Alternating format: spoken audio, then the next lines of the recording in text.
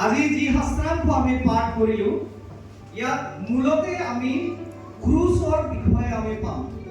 আজিৰ যি কথা মই শ্বেয়াৰ কৰিব বিচাৰিছোঁ সেই কথাৰ মূল কথাটোৱে হৈছে ক্ৰুচ, দ্য ক্ৰছ। আৰু ইয়াৰ শাস্ত্ৰাংশ আমি লৈছোঁ 1 Corinthians 1:18। আজি আমি এই গুড ফ্ৰাইডেৰ দিনটো আমি উৎসৱ কৰিবলৈ অহা নাই। আমি ইয়াত একত্ৰিত হৈছোঁ, আমি উৎসৱ উল্লাস কৰিবলৈ আমি জমা হোৱা নাই।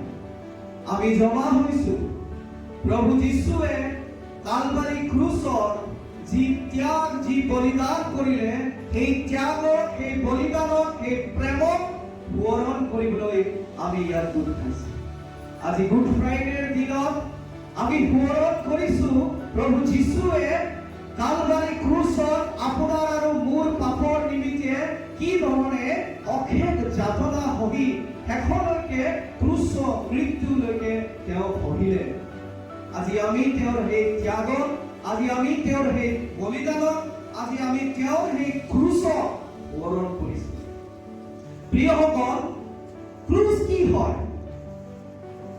আমি গীৰ্জাঘৰত ৰাখোঁ ক্ৰুচ, আমাৰ ঘৰত থাকে ক্ৰুচ, কিছুমানে নিজৰ ডিঙিত অলংকাৰৰ দৰে পিন্ধে ক্ৰুচ, আজিকালি কিছুমানে টেটু বনাই লয় ক্ৰুচৰ। ক্ৰুচ কি হয়? এয়া আমাৰ খ্ৰীষ্টীয়সকলৰ এক ধৰ্মৰ প্ৰতীক নেকি? নে এইটো আমাৰ ঘৰত বা গীৰ্জাঘৰত সজোৱা এক অলংকাৰ নেকি? আমাৰ শৰীৰত লগোৱা কিবা টেটু এটা ডিজাইন নেকি? এটা সাধাৰণ বস্তু নেকি? কি হয় ক্ৰুচ? এই প্ৰশ্নটি আজি আপোনাৰ আৰু মোৰ কাৰণে অতিকৈ প্ৰয়োজনীয়। হয় আমি ক্ৰুচৰ ওচৰত যাওঁ, হয় আমি গীৰ্জাঘৰত ক্ৰুচ বিলাকক ৰাখোঁ, আমাৰ ঘৰত ক্ৰুচ ৰাখোঁ, আৰু ক্ৰুচ দেখিলে চবে ভাবে যে এইটো খ্ৰীষ্টীয় ধৰ্ম। কেৱল খ্ৰীষ্টিয়ান ধৰ্মৰ পৰিচয় দিয়ে হয় নেকি ক্ৰুচ? আজি সেই কথাই আমি বিশ্লেষণ কৰিবলৈ গৈ আছো। আজি সেই কথাটোকে আমি অলপ বহলভাৱে চাবলৈ গৈ আছো যে আমাৰ কাৰণে ক্ৰুচটো কি হয়, আমাৰ কাৰণে ক্ৰুচ কি হয়, ক্ৰুচৰ অৰ্থ কি, আমাৰ কাৰণে এয়া জনাটো অতিকৈ প্ৰয়োজন হৈছে। প্ৰিয়সকল, ক্ৰুচ কেৱল আমাৰ খ্ৰীষ্টীয় ধৰ্মৰ পৰিচয় নহয়, ক্ৰুচ কেৱল এক প্ৰতীক নহয়, ক্ৰুচ কেৱল এক অলংকাৰ, এটা ডিজাইন এটা নহয়, কিন্তু ক্ৰুচ হৈছে আমাৰ বিশ্বাসৰ কেন্দ্ৰবিন্দু। ক্ৰুচ হৈছে আমাৰ বিশ্বাসৰ কেন্দ্ৰবিন্দু। ক্ৰুচ হৈছে ইতিহাসত ঘটা এক ঐতিহাসিক ঘটনাৰ কেন্দ্ৰবিন্দু। ক্ৰুচ হৈছে প্ৰভু যীশুৰ ওপৰত ৰখা আমাৰ বিশ্বাসৰ কেন্দ্ৰবিন্দু। এই ক্ৰুচত ঈশ্বৰৰ প্ৰেম আৰু ঈশ্বৰৰ ন্যায় য'ত এক ঠাইত মিলিত হয়, এক ঠাইত য'ত সন্মিলিত হয়, সেই জেগাটোৱে, এই ঠাইটোৱে হৈছে ক্ৰুচ। আজি আমি সেই ক্ৰুচৰ কথাকে আমি আলোচনা কৰিবলৈ গৈছো। কি হয় ক্ৰুচ? ক্ৰুচৰ অৰ্থ কি? আমি যেতিয়া গীৰ্জালৈ আহোঁ আৰু ক্ৰুচক দেখো, এই ক্ৰুচে আমাক কি দৰ্শায়? এই ক্ৰুচে আমাক কি বুজায়? যেতিয়া আপুনি ক্ৰুচৰ ওচৰত আঁঠুলৈ প্ৰাৰ্থনা কৰিব, সেই ক্ৰুচক আপুনি কি বুলি ভাবি আঁঠুলৈ প্ৰাৰ্থনা কৰিব? এয়া এক পাৰ্থিৱ বস্তুৰে সৃষ্টি কৰা, সজোৱা, বনোৱা এক অবজেক্টিভ হয়, এটা বস্তু হয়। বাইবেলে কয় তোমালোকে আকাশৰ তলত আৰু পৃথিৱীৰ তলতো থকা কোনো বস্তুৰে তুমি আকৃতি প্ৰতিমূৰ্তি নাসাজিবা আৰু তাৰ প্ৰণিপাত নকৰিবা। কোনো এটা বস্তুকে আমি সাজিব নোৱাৰো, কোনো এটা বস্তুকে আমি প্ৰণিপাত কৰিব নোৱাৰো, তেন্তে কিয় আজি আমি ক্ৰুচৰ ওচৰত আহো? Why we bow down before the cross? কিয় আমি ক্ৰুচৰ ওচৰত নবহো? কিয় আমি ক্ৰুচৰ ওচৰত প্ৰাৰ্থনা কৰো? কিয় ক্ৰুচক আমি প্ৰাধান্য দিওঁ? এই ক্ৰুচৰ অৰ্থ কি হয়? ক্ৰুচ য'ত ঈশ্বৰৰ ন্যায় আৰু ঈশ্বৰৰ প্ৰেমৰ মিলন ঘটে। ক্ৰুচ হৈছে সেই ঠাই য'ত ঈশ্বৰৰ প্ৰেমৰ মিলন ঘটে, ঈশ্বৰৰ ন্যায় নিদৰ্শন ঘটে। এয়াই হৈছে ক্ৰুচ। প্ৰিয়সকল, ক্ৰুচ কোনো দুৰ্ঘটনা কথা নাই। ক্ৰুচ এটা ঘটনা নহয়। Cross was not an accident, but it is an eternal plan of God. ক্ৰুচ কোনো ঘটনা নহয়। ক্ৰুচ আগতে যীশু খ্ৰীষ্টৰ সৈতে এক ঐতিহাসিক ঘটনা ঘটিলে। ক্ৰুচত যীশুৰ মৃত্যু হ'ল। এই ঘটনা হিচাপে ক্ৰুচ এটা ঘটনা নহয়, কিন্তু ক্ৰুচ হৈছে ঈশ্বৰৰ অনন্তকালীন পৰিকল্পনা। তেওঁৰ প্লান হয়। ঈশ্বৰৰ প্লান হৈছে ক্ৰুচ। ঈশ্বৰে যেতিয়া এডেনবাৰীত আদম আৰু হাৱাৰ যোগেদি পাপ কৰিলে, সেই সময়তে ঈশ্বৰে এই কথা, এই প্ৰতিজ্ঞা কৰিলে ক্ৰুচৰ বিষয়ে। আদম আৰু হাৱাই পাপ কৰিলে আৰু ঈশ্বৰে যেতিয়া শয়তানক হাও দিলে যে তোমাৰ বংশৰ পৰা, নাৰীৰ বংশৰ পৰা যি পুখা ওলাব, যি অফস্প্ৰিং আহিব, সিয়ে তোমাৰ মূৰ গুৰি কৰিব। এয়া এক ভৱিষ্যবাণী নহয় প্ৰিয়সকল। ই মাত্ৰ এটা ভৱিষ্যবাণী নহয়, কিন্তু ই হৈছে এক প্ৰতিজ্ঞা। ঈশ্বৰৰ প্লানৰ, ঈশ্বৰৰ পৰিকল্পনাৰ প্ৰতিজ্ঞা হৈছে ক্ৰুচ। এয়া আমি যেতিয়া ক্ৰুচলৈ চাওঁ, আমি ক্ৰুচক এটা ঘটনা বুলি ভাবিব নালাগে যে আজি যে ঈশ্বৰে এটা সময়ত তেওঁৰ পুত্ৰক পঠাই দিলে আৰু যীশু খ্ৰীষ্ট ক্ৰুচত মৰিল। এই ঘটনাটোৱে আমাৰ কাৰণে ক্ৰুচৰ নিচান হ'ব নালাগে। কিন্তু আমি যেতিয়া ক্ৰুচলৈ চাওঁ, আমি জানিব লাগিব যে ক্ৰুচ হৈছে ঈশ্বৰৰ পৰিকল্পনা। ঈশ্বৰৰ পৰিকল্পনা যি আপোনাৰ আৰু মোৰ কাৰণে অনন্তকালীন পৰিকল্পনা ঈশ্বৰে কৰিলে। ঈশ্বৰে যে পৰিকল্পনা কৰিলে, ক্ৰুচটো যে ঈশ্বৰৰ প্লান হয়, তাক আমি বাইবেলত কেইবাবাৰ দেখিবলৈ পাওঁ। তাৰ ছাঁবিলাক, শ্বেডোজ অফ ক্ৰছ, তাৰ ছাঁবিলাক আমি কেইবাবাৰ দেখি পাওঁ।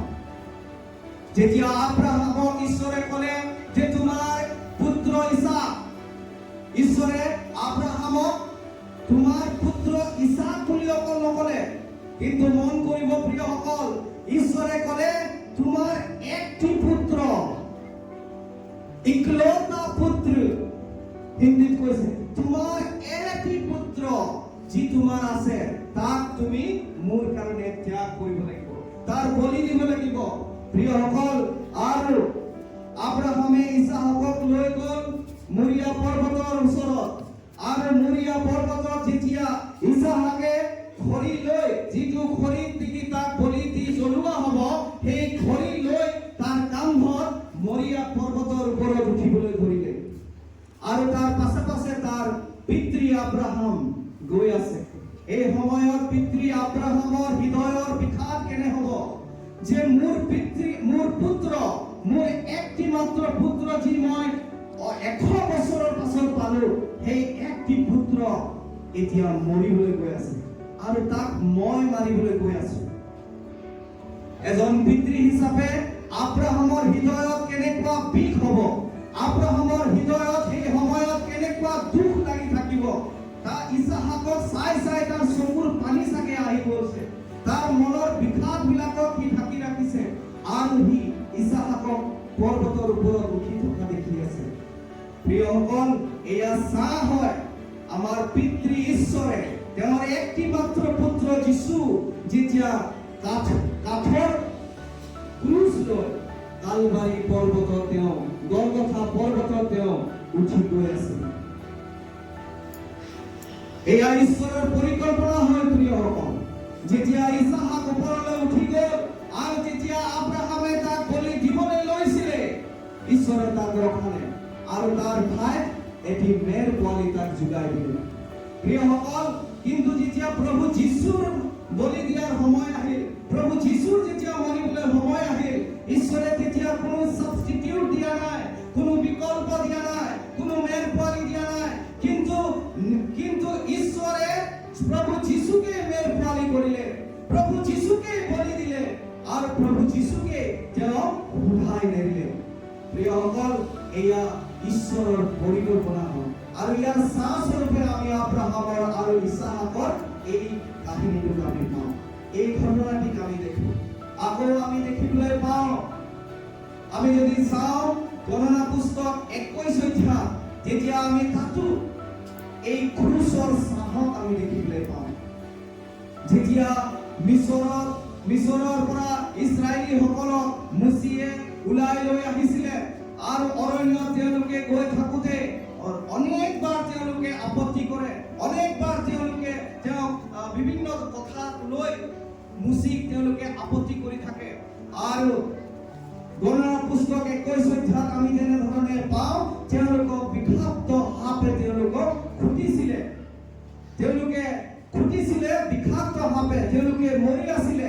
আৰু সেই সময়তে ঈশ্বৰে মুচিক এই আজ্ঞা দিলে যে তুমি পিতলৰ এটা ডাঙৰ প্ৰকাণ্ড সাপ তুমি বনোৱা আৰু সেই সাপক তুমি এটা খুঁটাৰ লগত তুমি তাক লগাই দিয়া।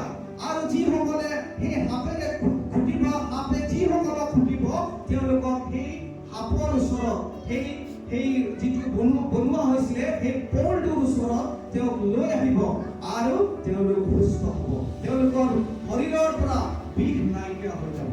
ঠিক তেনেকৈ প্ৰিয়সকল, যেতিয়া ক্ৰুচৰ ওচৰত যেতিয়া আপোনাৰ ৰোগবিলাকক লৈ আহিব আপুনি সুস্থ পাব। এই ক্ৰুচৰ জৰিয়তে আপোনাৰ সুস্থ হ'ব। এয়াই হৈছে ঈশ্বৰৰ পৰিকল্পনা। আৰু বহুত জেগাত আমি ঈশ্বৰৰ পৰিকল্পনাৰ ছাঁ আমি দেখিবলৈ পাওঁ। ক্ৰুচ হৈছে ঈশ্বৰৰ পৰিকল্পনা, যি ই কেৱল এটা ভৱিষ্যবাণী নহয়, কিন্তু ই হৈছে ঈশ্বৰৰ এটা পৰিকল্পনা, যি আপোনাৰ কাৰণে আৰু মোৰ কাৰণে ঈশ্বৰে ইতিপূৰ্বে ক্ৰুচ হৈছে কোনো দুৰ্ঘটনা নহয় প্ৰিয়সকল, কিন্তু ক্ৰুচ হৈছে ঈশ্বৰৰ এটা পৰিকল্পনা। আমি সদায় মনত ৰাখিব লাগিব, যেতিয়াই আমি এই ক্ৰুচলৈ চাওঁ, যেতিয়াই আমি ক্ৰুচক দেখো, তেতিয়াই আমি মনত পেলাব লাগিব যে আমাৰ পিতৃ ঈশ্বৰে আমাৰ উদ্ধাৰৰ কাৰণে এক অনন্তকালীন পৰিকল্পনা কৰিলে, এক প্লান ঈশ্বৰে বনালে, যাতে আপোনাক আৰু মোক মৃত্যুৰ পৰা তেওঁ উদ্ধাৰ কৰিব পাৰে। তেওঁ আমাক মৃত্যুৰ পৰা উদ্ধাৰ কৰিব পাৰে। আৰু সেইকাৰণে প্ৰথম কৰিন্থিয়া 1:18 ক'লে যে ই ঈশ্বৰৰ শক্তি হয়। ক্ৰুচৰ কথা ঈশ্বৰৰ শক্তি হয়। ক্ৰুচ, যেতিয়া আমি ক্ৰুচলৈ চাওঁ আমি সদায় সেই কথাবোৰ স্মৰণ কৰিব লাগিব, কিদৰে আপোনাক আৰু মোক এডনবাৰী যেতিয়া আমাৰ মৃত্যু হৈ গৈছিল, এই সময়তে ঈশ্বৰে আমাক উদ্ধাৰ কৰিবৰ কাৰণে কি ধৰণে ঈশ্বৰে পৰিকল্পনা কৰিলে। আমি যেতিয়া ক্ৰুচলৈ চাওঁ, ক্ৰুচক চোৱাৰ লগে লগে আমি আৰু কি চাব লাগিব? ক্ৰুচক যেতিয়া আমি চাওঁ আমি আমাৰ পাপৰ গভীৰতাক চাব লাগিব। ক্ৰুচে আমাৰ পাপৰ গভীৰতাক দেখুৱায়। Cross displays, reveals the depth of our sin. আমাৰ পাপৰ গভীৰতাক দেখুৱায়।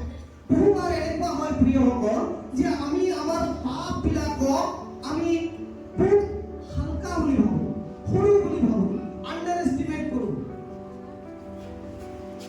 পাপ যে কিমান ভয়ংকৰ তাক আমি অনুমান কৰিব নোৱাৰো।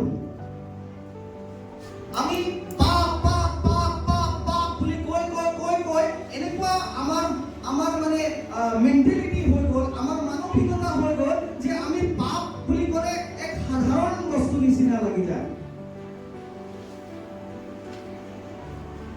আমি পাপটো আণ্ডাৰ এষ্টিমেট কৰি আছো, বহুত সৰু বুলি ভাবি আছো। প্ৰিয়সকল, এখন গাঁৱত এটা ডাঙৰ ৱাটাৰ টেংক এটা বনোৱা হৈ আছে। আৰু যেতিয়া তাক বনোৱা হ'ল আৰু সেই ৱাটাৰ টেংকটোৰ পানীৰে গোটেই গাঁওখনতে পানী সাপ্লাই কৰা হ'ল। গোটেই গাঁওখনতে পানী সাপ্লাই কৰিবৰ কাৰণে এটা ডাঙৰ ৱাটাৰ টেংক বনোৱা হ'ল। আৰু যেতিয়া মিস্ত্ৰীসকলে তাক বনাই আছিল, বনোৱা সময়ত তাক এটা হালকা এটা ফুটা থাকি গ'ল। হালকা মানে প্ৰায় চুলিৰ নিচিনা এয়াৰলাইন ক্ৰেক এটা তাত থাকি গ'ল। চুলিৰ নিচিনা হালকা ক্ৰেক এটা তাত থাকি গ'ল।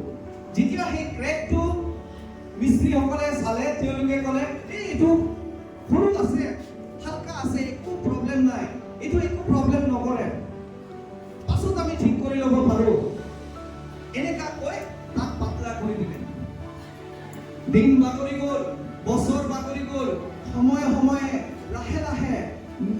অনুভৱতাৰে সেই ফাঁকটো বহল হ'বলৈ ধৰিলে।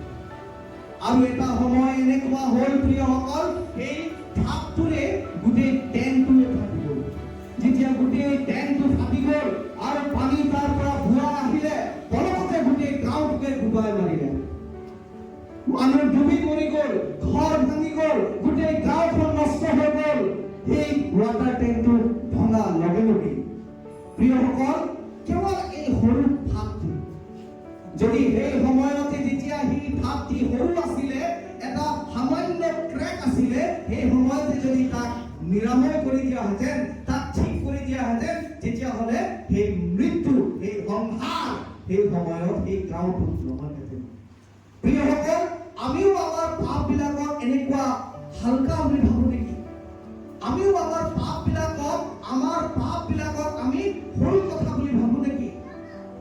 এইটোতো মিছা কথা, অকণমান কিবা এটা কৈছো, ই কাকো হানি নকৰে, অকণমান মিছা কথা কিবা এটা কৈ দিছো, এইটো কেইটকামান পইচাহে মই ৰাখি লৈছো, এই পইচাটো ৰাখাত কাৰো হানি নহয়, এই অকণমান বেয়া বস্তুটোকে মই খাই লৈছো, মই বেয়া বস্তুটো খোৱাত কাৰো হানি নহয়, এই অকণমান ভিডিঅ'টো মই চাই লৈছো, এই ভিডিঅ'টো চোৱা সময়ত মোকতো কোনো দেখা নাই, কালি মই আকৌ গৈ কিনে ঈশ্বৰৰ ওচৰত ক্ষমা বিচাৰি লওঁ।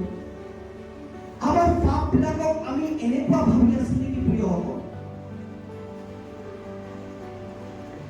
কিন্তু ঈশ্বৰে হ'লে পাপক কেতিয়াও হালকা বুলি নাভাবে, সৰু কথা বুলি ভাবা নাই।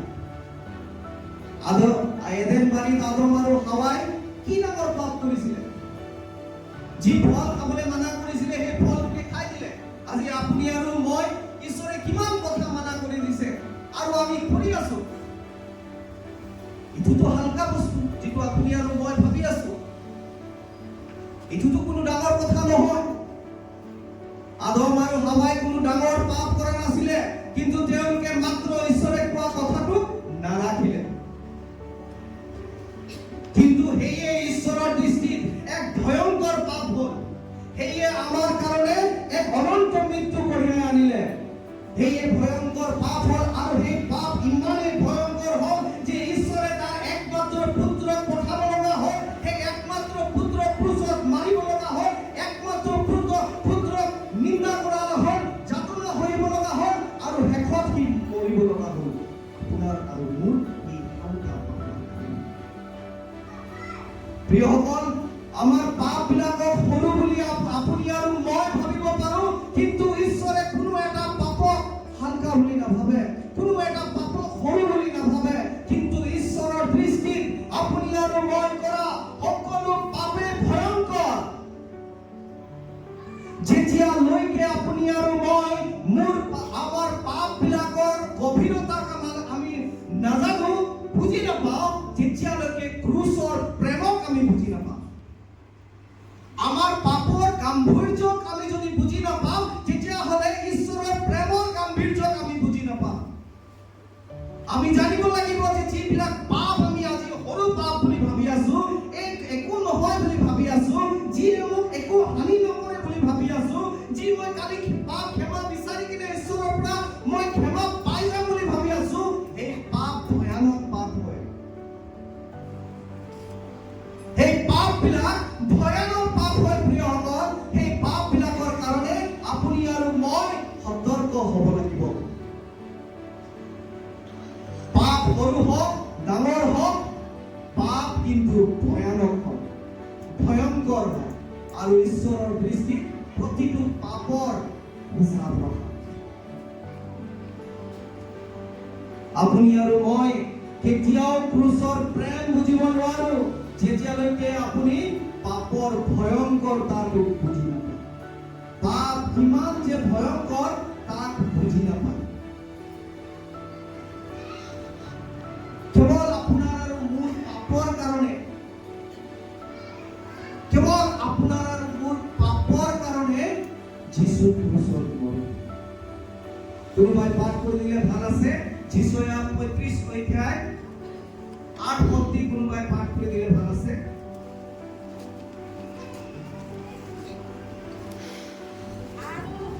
আৰু সেই ঠাইত এক ৰাজপথ আৰু আলি হ'ব, সেয়েদি ছয় পদটো পঢ়কচোন। সেইকাৰণত কিবাই হৰিণীৰ দৰে দেও দিব আৰু বোলাবিলাকৰ জীৱাই কাম কৰিব, কিয়নো অৰণ্যত জল আৰু মৰুভূমিত ধূলিবোৰ ওলাব। কোনটো পঢ়িছা আপুনি? 53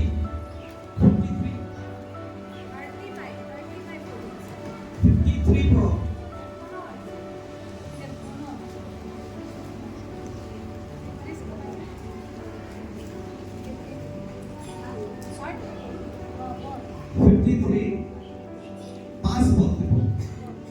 আমি সকলোৱে ভেড়াৰ নিচিনাকৈ অপথে গৈছিলো, কিন্তু আমাৰ অধৰ্মবোৰৰ নিমিত্তে তেওঁক খোচা হ'ল আৰু আমাৰ অপৰাধবোৰৰ নিমিত্তে তেওঁক গুলি কৰা হ'ল। আমাৰ শান্তিজনক শাস্তি তেওঁৰ ওপৰত পৰিল আৰু তেওঁৰ গাৰ সাজ বহা কোবৰ দ্বাৰাই আমি পুষ্ট হলো। धन्यवाद। परंतु वो हमारे अपराधों के कारण घायल किया गया, वो हमारे अधर्मों के कामों के कारण खुचला गया। আমার পাপৰ কাৰণে তেওঁ ঘাयल হ'ল বুলি কৈছে। আমাৰ পাপৰ কাৰণে তেওঁ খুচা হ'ল, আমাৰ পাপৰ কাৰণে প্ৰিয়সকল, কেৱল আমাৰ পাপৰ কাৰণে। এয়ে আমি এই কথা গম্ভীৰভাৱে ল'ব লাগিব। যেতিয়া আমি কিবা ভুল কৰোঁ, যেতিয়া আমি কিবা পাপ কৰোঁ, আপুনি মনত ৰাখিব যে এই পাপ সৰু নহয়, এই পাপ ভয়ংকৰ নহয়। আপুনি ভাবিব পাৰে যে মইতো কোনো ব্যভিচাৰ কৰা নাই, মই কোনো পৰস্ত্ৰী গ্ৰহণ কৰা নাই, মই লোকৰ তিৰোতাক চোৱা নাই, মই লোকৰ তিৰোতাৰ লগত হয়ন কৰা নাই, আপুনি জঘন্য পাপ কৰা নাই। কিন্তু আপুনি ভাবিব মই মাত্ৰ মিছা কথাহে কৈছো, মই মাত্ৰ এই বেয়া বস্তুটোকেহে খাইছো, মই মাত্ৰ এই দান পইচাটোকে মই খাই দিছো, ব্যৱহাৰ কৰি দিছো। যদি এনেকুৱা আপোনাৰ মনত বিবেচনাবিলাক চলি আছে প্ৰিয়সকল, তেতিয়াহ'লে আপুনি বিপদত আছে, আপুনি ৰং ট্ৰেকত আছে। এতিয়াও আপোনাৰ সঠিক বাইবেলৰ জ্ঞান, এতিয়াও আপোনাৰ ঈশ্বৰৰ বাক্যৰ সঠিক জ্ঞান আপুনি এতিয়াও পোৱা নাই, কিয়নো ঈশ্বৰে পাপক বহুত গম্ভীৰভাৱে চায়। পাপ বোলা বস্তুটো ঈশ্বৰে ইমান গভীৰতাৰে চায়, ইমান গাম্ভীৰ্যতাৰে চায় যে তেওঁ নিজৰ একমাত্ৰ পুত্ৰক আপোনাৰ আৰু মোৰ পাপৰ কাৰণে মৰিবৰ কাৰণে পঠাই দিব লগা হ'ল। প্ৰভু যীশু মৰিবৰ কাৰণে আহিল, কিয়? যাতে আমাৰ পাপবিলাকৰ মোচন। আমি পাপ কৰিলো আৰু এইটোৰ কাৰণে প্ৰভু যীশুৰ বাধ্য হৈ গ'ল মৰিবৰ কাৰণে। পাপ সৰু নহয় প্ৰিয়, পাপৰ গাম্ভীৰ্য আমি বুজিব লাগিব। ঈশ্বৰৰ দৃষ্টিত পাপ বহুত ভয়ানক। এয়ে আমি যেতিয়া ক্ৰুচলৈ চাওঁ, তেতিয়া আমি ঈশ্বৰৰ পৰিকল্পনাক আমি সোঁৱৰণ কৰিব লাগিব। আমি যেতিয়া ক্ৰুচলৈ চাওঁ, আমি সোঁৱৰণ কৰিব লাগিব যে পাপ বোলা বস্তুটো কিমান গাম্ভীৰ্য আছে, কিমান ভয়ানক, কিমান ভয়ংকৰ বস্তু হয় পাপ, আৰু আমি কিমান সতৰ্ক হ'ব লাগিব। ক্ৰুচক যেতিয়া আমি চাওঁ, আমি স্মৰণ কৰিব লাগিব যে আমাৰ পাপৰ কাৰণে প্ৰভু যীশু মৰিব লগা হ'ল। ক্ৰুচক যেতিয়া আমি চাওঁ প্ৰিয়সকল, আমি ঈশ্বৰৰ প্ৰেমক স্মৰণ কৰিব লাগিব। ঈশ্বৰৰ অগাধ প্ৰেম, ঈশ্বৰৰ অগাধ প্ৰেম, আনফেথমেবল লাভ, অগাধ প্ৰেমক আমি স্মৰণ কৰিব লাগিব। ঈশ্বৰে আমাক কিমান প্ৰেম কৰিলে। বাইবেলত কৈছে 1 জোহন 4:8 যে ঈশ্বৰক আমি প্ৰেম কৰিলো এনেকুৱা নহয়, কিন্তু ঈশ্বৰেহে আমাক প্ৰেম কৰিলে আৰু আমাৰ পাপৰ প্ৰায়শ্চিত্তৰ অৰ্থে তেওঁ নিজৰ পুত্ৰক পঠাই দিলে। কাৰণ ঈশ্বৰে জগতক ইমান প্ৰেম কৰিলে যে তেওঁ নিজৰ একমাত্ৰ পুত্ৰক পঠাই দিলে মৰিবৰ কাৰণে। আমি যেতিয়া ক্ৰুচক চাওঁ, আমি ঈশ্বৰৰ প্ৰেমক আমি স্মৰণ কৰিব লাগিব। এই প্ৰেম যি প্ৰেমে শত্ৰুক ক্ষমা কৰে, এই প্ৰেম যি প্ৰেমে নিস্তব্ধ হয় সকলো যন্ত্ৰণাবিলাকক, সকলো ধৰণৰ কষ্টবিলাকক, সকলো ধৰণৰ ঠাট্টা ইটিকিংবিলাকক সহ্য কৰিব পৰা প্ৰেম। এই প্ৰেম যি আপোনাক আৰু মোক প্ৰভু যীশুৱে দেখুৱায়। এই প্ৰেমক আমি সোঁৱৰণ কৰিবৰ কাৰণে আমি ক্ৰুচক চাব লাগিব। ক্ৰুচৰ প্ৰেম কোনো সাধাৰণ প্ৰেম নহয়, ই অসীম, অগাধ, অগম্য প্ৰেম হয়, অমূল্য প্ৰেম হয় ঈশ্বৰৰ।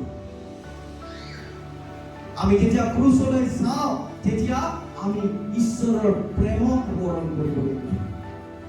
যুদ্ধ চলি আছিলে আৰু যুদ্ধ চলি থকা সময়ত সৈন্যৰ দলবিলাক গোটেইটো এক জেগাত আছে আৰু তেওঁলোকে যুদ্ধ কৰি আছে, গুলিয়াগুলি চলি আছে। এনেতে এটা গ্ৰেনেড, এটা বোমা আহি তেওঁলোকৰ মাজত পৰি গ'ল। যেতিয়া সেই বোমাটো পৰিলে মাজত, সি ফাটিবই, পৰাৰ লগে লগে সি ফাটিবই আৰু ফাটাৰ লগে লগে যিমান তাত সৈন্যবিলাক আছে চব মৰিব। সেই বোমাটো তাত পৰাৰ লগে লগে সেই যিমান সৈন্যবিলাক আছিলে তাৰে মাজত এজনে তাক জাপ মাৰি দিলে। বোমাটোৰ ওপৰত জাপ মাৰি দিলে আৰু ফাটি গ'ল। যেতিয়া ফাটিলে, যিহেতু সি তাৰ ওপৰত জাপ মাৰি দিলে, যিমান প্ৰভাৱ পৰিব লাগিছিলে সিমান প্ৰভাৱ এই গ্ৰেনেডটো নপৰিলে আৰু যিবিলাক সৈন্য আছিলে তেওঁলোক বাচি গ'ল। যিবিলাক সৈন্য আছিলে তেওঁলোকে বাচি গ'ল, কিয়নো এই সৈন্যজন তেওঁলোকৰ এজন ফ্ৰেণ্ডে কি কৰিলে, তাই বোমাটোৰ ওপৰত জাপ মাৰি ঢাকি দিলে। সি নিজে মৰি গ'ল, সি নিজে বোমাটোত ফাটি মৰি গ'ল, কিন্তু তাৰ লগৰবিলাক, তাৰ বাকী যিমান বন্ধু সৈন্যবিলাক আছিলে তেওঁলোক বাচি গ'ল। প্ৰিয়সকল, এই সৈন্যজনে তেওঁৰ বন্ধুৰ কাৰণে নিজৰ প্ৰাণ দি দিলে। তেওঁৰ বন্ধুৰ কাৰণে নিজৰ প্ৰাণ দি দিলে। কিন্তু আমি এনে এটা প্ৰেমৰ কথা আলোচনা কৰি আছো, যি প্ৰেমে তেওঁৰ শত্ৰুৰ কাৰণে নিজৰ প্ৰাণ দি দিলে। Praise the lord. সকলো এবাৰ কওঁ নেকি? Praise the lord. প্ৰভুৰ নামত প্ৰেইজ দ্য লৰ্ড।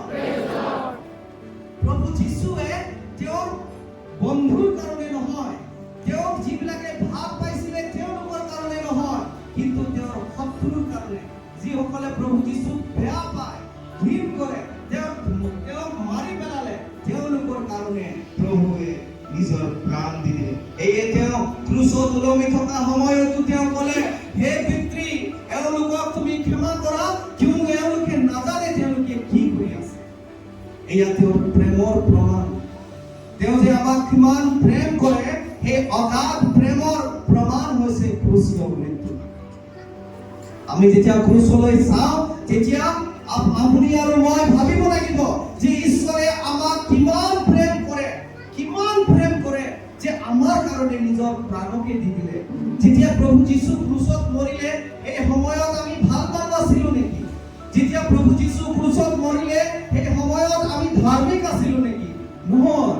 ৰোমিয়া 5:8 কৈছে যে যেতিয়া আমি ইতিপূৰ্বে পাপী আছিলো, যেতিয়া আমি পাপীয়ে আছিলো, এই সময়তে ঈশ্বৰে প্ৰভুৱে ক্ৰুচত নিজৰ প্ৰাণ দিলে। যেতিয়া আমি পাপী হৈ আছিলো, এই সময়তে কোনোবাই পাঠ কৰি দিয়কচোন, ৰোমিয়া 5:8। কিন্তু ঈশ্বৰে আমালৈ তেওঁৰ প্ৰেমৰ প্ৰমাণ দিছে, কাৰণ ইতিপূৰ্বে যেতিয়া আমি পাপী আছিলো, তেতিয়া খ্ৰীষ্টে আমাৰ কাৰণে আপোন প্ৰাণ দিলে। Praise the lord. যেতিয়া আমি পাপী আছিলো, খ্ৰীষ্টে আপোন প্ৰাণ আমাৰ কাৰণে দিলে। হিন্দী তেনেকা কৈছে, परंतु परमेश्वर हम पर अपने प्रेम की भलाई इस रीति से प्रकट की। তেওঁৰ প্ৰেমক এনে ধৰণে प्रकट करता है कि जब हम पापी ही थे तभी मसीह हमारे लिए मरा। While we were still sinners, Christ died for us. Still sinners because মানে আমি পাপী হয়ে আছিলো, এই সময়তে প্ৰভুৱে আমাৰ কাৰণে মৰিল। প্ৰভু আমাৰ কাৰণে মৰিল। প্ৰিয়সকল, যেতিয়া আমি পাপী হৈ আছিলো, অৰ্থাৎ আমি ঈশ্বৰৰ শত্ৰু হৈ আছিলো, যেতিয়া আমি পাপী হৈ আছিলো, ঈশ্বৰৰ দৃষ্টিত আমি ঘৃণলগীয়া হৈ আছিলো, এই সময়তে প্ৰভুৱে তাৰ প্ৰাণ দিলে। এই সৈন্যজনে তেওঁৰ বন্ধুবিলাকৰ কাৰণে নিজৰ প্ৰাণ দিলে, কিন্তু প্ৰভু যীশুৱে আমাৰ কাৰণে, পাপীবিলাকৰ কাৰণে, তেওঁৰ শত্ৰুবিলাকৰ কাৰণে প্ৰাণ দিলে। এয়া আমি যেতিয়া ক্ৰুচত আমি চাওঁ, তেতিয়া আমি স্মৰণ কৰিব লাগিব ঈশ্বৰৰ সেই অগাধ প্ৰেম, ঈশ্বৰৰ সেই অগাধ প্ৰেমক আমি বৰণ কৰিব লাগিব। প্ৰিয়সকল, মোৰ সময় বেকাই গৈ আছে, সেইকাৰণে মই খুব বেকাবেকিকে গৈ আছো। আমি চতুৰ্থ বিষয়, ক্ৰুচক যেতিয়া আমি চাওঁ, আমি আৰু কি চাব লাগিব? ক্ৰুচক যেতিয়া আমি চাওঁ, আমি চাব লাগিব যে এয়া ঈশ্বৰৰ প্লান আছে, এয়া কোনো ঘটনা নহয়। ক্ৰুচক যেতিয়া আমি চাওঁ, তেতিয়া আমি চাব লাগিব যে যে ঈশ্বৰে কেনেকৈ নিজৰ প্ৰেমটো প্ৰকাশ কৰিলে। ক্ৰুচক যেতিয়া আমি চাওঁ, তেতিয়া আমি চাব লাগিব যে পাপটো কিমান গম্ভীৰ বিষয় হয়, কিমান ভয়ংকৰ বিষয় হয়। আৰু ক্ৰুচক যেতিয়া আমি চাম, আমি ক্ৰুচক ঈশ্বৰৰ বিজয়ৰ দৃষ্টিৰে চাব লাগিব। প্ৰিয়সকল, বহুতে যেতিয়া ক্ৰুচলৈ চায়, তেতিয়া ক্ৰুচত এক পৰাজয় দেখি পায়। ক্ৰুচত প্ৰভু মৰি গ'ল, ক্ৰুচত তেওঁ শাস্তি, তেওঁ যাতনা, তেওঁ কষ্ট হৰিলে, ক্ৰুচত কাহিনী শেষ হৈ গ'ল, তেওঁক মাৰি পেলালে, তেওঁক কবৰ দিয়া হ'ল, চব পৰাজয় দেখি পাইছো। কিন্তু ইয়াতে কাহিনী শেষ নেকি? কিন্তু প্ৰিয়সকল, ক্ৰুচ পৰাজয়ৰ বিষয় নহয়, ক্ৰুচ পৰাজয়ৰ চিহ্ন নহয়, ক্ৰুচ পৰাজয়ৰ প্ৰতীক নহয়, কিন্তু ক্ৰুচ হৈছে বিজয়ৰ প্ৰতীক। Praise the lord. প্ৰভু যীশুৰ বিজয়ৰ প্ৰতীক। যিদিনা প্ৰভু যীশু ক্ৰুচত মৰিল, সেই গজাল যি তাৰ হাতত বিন্ধা হ'ল, আপোনাৰ আৰু মোৰ পাপৰ কাৰণে বিন্ধা হ'ল। সেই যি গজাল তেওঁৰ ভৰিত বিন্ধা হ'ল, সেই আপোনাৰ আৰু মোৰ পাপৰ কাৰণে বিন্ধা হ'ল। সেই যি মূৰত কিৰীটি তেওঁ লগালে, আপোনাৰ আৰু মোৰ পাপৰ কাৰণে লগালে, আৰু আমাৰ সকলো পাপ বিলাকক তেওঁ ক্ৰুচত লৈ ল'লে। যেতিয়া তেওঁ কবৰস্থ কৰিলে আৰু 3 দিনৰ পাছত জয়বন্ত হ'ল, তেওঁ পুনৰুজ্জিত হ'ল, তাৰ যোগেদি আমাক তেওঁ অনন্ত জীৱনৰ অধিকাৰী কৰিলে, আমাক ধাৰ্মিক কৰিলে। সেয়ে আজি আমি ক্ৰুচক যেতিয়া চাওঁ, আমি পৰাজয় হিচাপে চাব নালাগিব, আমি বিফলতা তাত দেখিব নালাগিব। আমি দেখিব লাগিব যে প্ৰভু যীশুৱে কি ধৰণে আমাক জয়তকৈ জয়যুক্ত কৰিলে। Praise the lord. এবাৰ হাত চাপৰি প্ৰভুক ধন্যবাদ দিওঁ, প্ৰভুক ধন্যবাদ দিওঁ, কিয়নো প্ৰভুৱে আমাক জয়তকৈ জয়যুক্ত কৰিলে।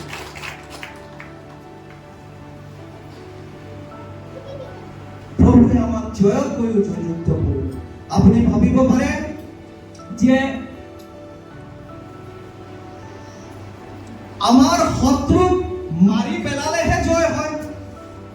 শত্ৰুক যেতিয়া দুটা যুদ্ধ হ'ব, দুজনৰ মাজত এজনক মাৰি পেলোৱা পাছতহে এজনৰ জয় হয়। কিন্তু ইয়াত চোন প্ৰভু যীশু মৰি গ'ল, তেতিয়াহ'লে তেওঁৰ জয় কেনেকুৱা হ'ল? প্ৰিয়সকল, সেই আদি পুস্তক 3 অধ্যায় 15 পদত ঈশ্বৰে যি প্ৰতিজ্ঞা কৰিছিলে যে তোমাৰ নাৰীৰ বংশৰ পৰা যি পোখা ওলাব, সিয়ে তোমাৰ মূৰ গুৰি কৰিব। ক্ৰুচৰ যোগেদিয়ে প্ৰভু যীশুৱে শয়তানৰ মূৰ গুৰি কৰি বিজয় হ'ল আৰু আমাক জয়বন্ত কৰিলে। আজি আমি জয়বন্ত হৈ আছো কেৱল প্ৰভু যীশুৰ ক্ৰুচীয় মৃত্যুৰ কাৰণে। তেওঁ মৰিও আমাক জিকাই দিলে। Praise the lord. এয়া হৈছে ক্ৰুচৰ কাহিনী, এয়া হৈছে ক্ৰুচৰ মহত্ব। আমি যেতিয়া ক্ৰুচলৈ চাওঁ, আমি কেৱল ক্ৰুচত সেই পৰাজয় আমি চাব নালাগিব, আমি মৃত্যুক চাব নালাগিব, আমি সেই যাতনা চাব নালাগিব। আমি যেতিয়া ক্ৰুচক চাওঁ, আমি বিজয়ক চাব লাগিব। প্ৰভু যীশুৰ নামত আমাৰ কেনেধৰণে জয় হয়। আজি শয়তানে টিকিব নোৱাৰে, কিহৰ কাৰণে? প্ৰভু যীশুৱে তেওঁ ক্ৰুচত হৰুৱাইছে। আজি প্ৰভু যীশুৰ নাম লোৱাতে শয়তান কপি পলাই যায়। কিয়? প্ৰভু যীশুৰ ক্ৰুচত তেওঁক হৰুৱাইছে। প্ৰভু যীশুৱে ক্ৰুচত শয়তানক হৰুৱাইছে। শয়তান অলৰেডি হাই আছে। शैतान का सामना करो, वो भागेगा। তোমালোকে ঈশ্বৰৰ বশীভূত হোৱা আৰু শয়তানক প্ৰতিৰোধ কৰা, তাতে সি তোমালোকৰ পৰা পলাব। কিয় পলাব? কিয়নো শয়তান হাৰি আছে। প্ৰভু যীশুৱে তেওঁ ক্ৰুচত শয়তানক হৰাইছে। আৰু আমি সেয়ে যেতিয়া ক্ৰুচক চাওঁ, আমি বিজয়ক চাব লাগিব। প্ৰভু যীশুৱে ক্ৰুচত পাপক পৰাজয় কৰিলে। পাপক পৰাজয় কৰিলে প্ৰভু যীশুৱে ক্ৰুচত শয়তানক শূন্য কৰি দিলে, শয়তানক ভাঙি দিলে, শয়তানক শেষ কৰি দিলে ক্ৰুচত। আৰু এই ক্ৰুচ আমাৰ কাৰণে এক জয়ৰ নিচান।